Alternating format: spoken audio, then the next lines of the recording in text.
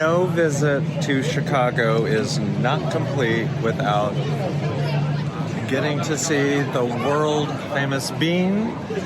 And so here I am spending a little bit of time off from the convention, not going to any caucuses this morning, and hanging out with the folks. Is that a view or what? I mean, it's such a perfect, it's an incredible day. Look at that. It does such cool stuff. And then you can come up and, oh look, there I am. There's Jen. This is the Transparency Podcast Show. Hey everybody, and welcome to the Transparency Podcast Show, the special Democratic National Convention version of it. I'm Jessie McGrath, and I'm in Chicago. I'm a delegate to the convention. I have been on the floor, and so I got the inside scoop on what it is like being here. And I want to bring on Amber from the Amber Show. Amber Thompson, who is an amazing gal, and she and I go way back a little ways, and we are gonna have an entire show on our relationship and why she's here doing this for me. But let me introduce you to Amber, and she's helping me with all of this. I'm taking the footage, making some comments, and then she's helping put all of this together. And so welcome to Thank you Amber. so much, Jesse. It's been so much fun working on this with you and trying to do the quick turnaround time, and I think it's working out really great with you just kind of sending up the videos. We're able to get them packaged up and send them out, so it's been a really cool experience. I haven't ever done anything like this before, but it's working out really, really great. So here we are at the end of day one of the DNC. I mean, like, first question, like, what's the mood like out there? I mean, like, what's the energy that you're feeling? Oh my God, the energy is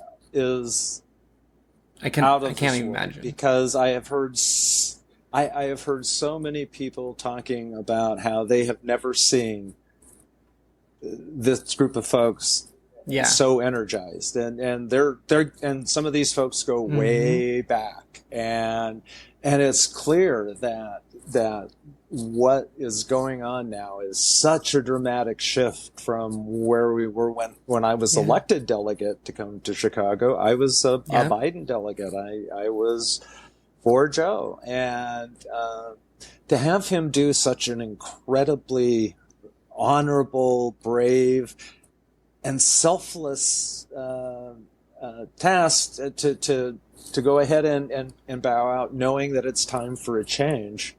And doing it so gracefully and doing it incredibly strategically, and having the back of Kamala, who's been his, steadfast, vice president, and who, one thing I can say about the whole process and all of that, people talking about nobody voted for Kamala. No, come on. We voted for Kamala. It was a package deal. It was Joe and Kamala. Kamala was always who was going to be our number two. So to say that she was forced on is so ludicrous, to be unbelievable. And we had an open process where any Democrat who wanted to try to challenge her, all they had to do was get 300 delegates. And I can tell you from my experience, there was nobody that contacted me except the vice president's team, and they were very good and responsive. And so it was a process, and so we then nominated her. So she was voted for. She's been our choice, and I wish they would stop saying that, because we are all so incredibly happy. It's like, and I think that bothers them, that there's such cohesion, and there is such unity, and there was such unity of purpose to get her and Coach Walz elected. Well, I think also too that comes from a little bit of, of course, Republicans, they prey on the fact that the electorate doesn't know the law or doesn't know the rules. They'll twist the wording and they'll make it, evil or they'll create like a counter version of what it truly is. And, to understand the party system, the nomination system inside the party, the electoral vote versus the popular vote, a lot of those things are lost on a lot of the general public. And so they prey on that. But speaking of this nominee that was properly nominated and is now the nominee for president, she was the first one up there. I didn't actually get to see it. I was stuck at work. You barely got there. But before we get into her speech, there was some drama right off the bat. I mean, like, I was posting stories of you stuck in a bus. We're hearing about they're coming over the fences. There might have been tear gas. I'm watching you having to walk through the streets just to get to the convention center. What was going on?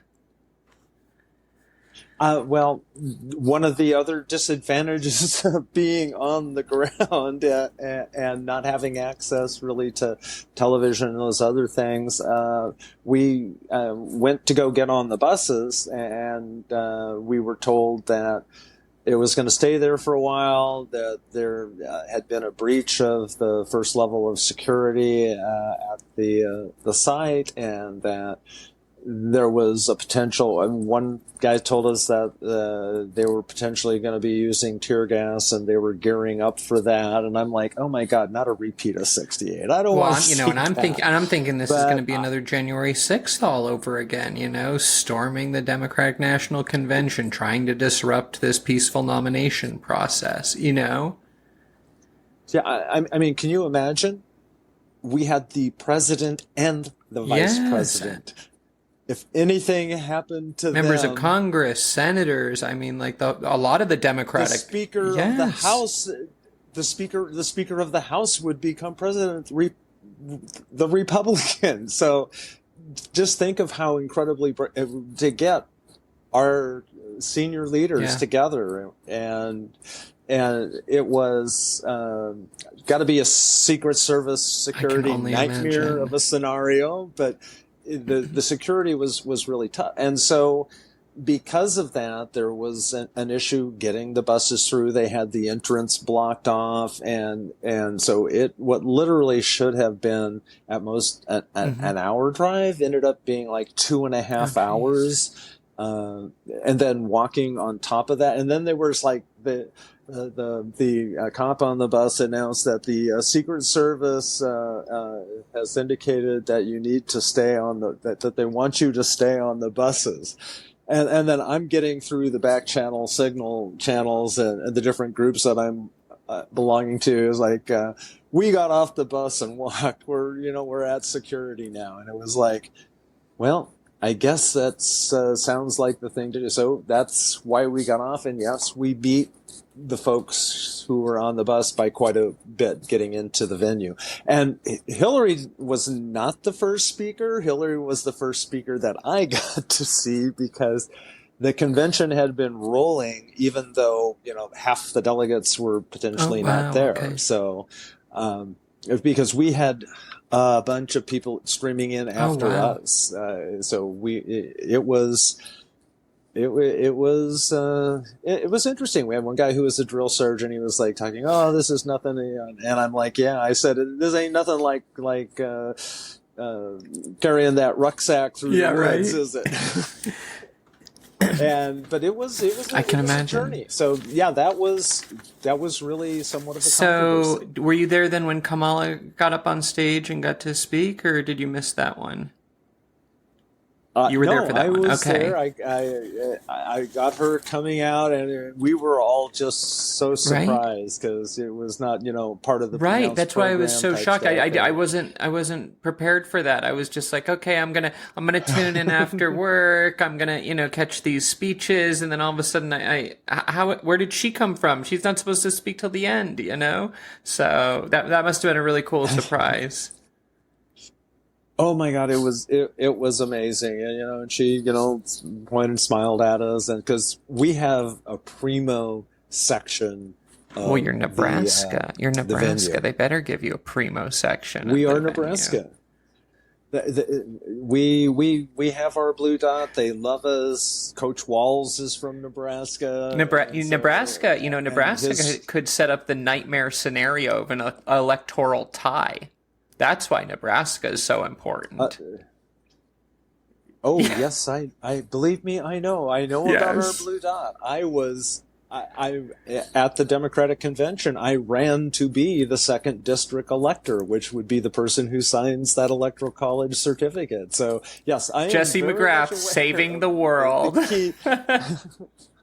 I am so much aware of the importance of our blue dot, and it was like as one of the things that I said why I should be able to do it is I said because if it comes down to that scenario, what could be the most karmic thing to happen to this man, and that is to have a trans woman sign the vote that denies him ever being able to be president. Let's fucking go.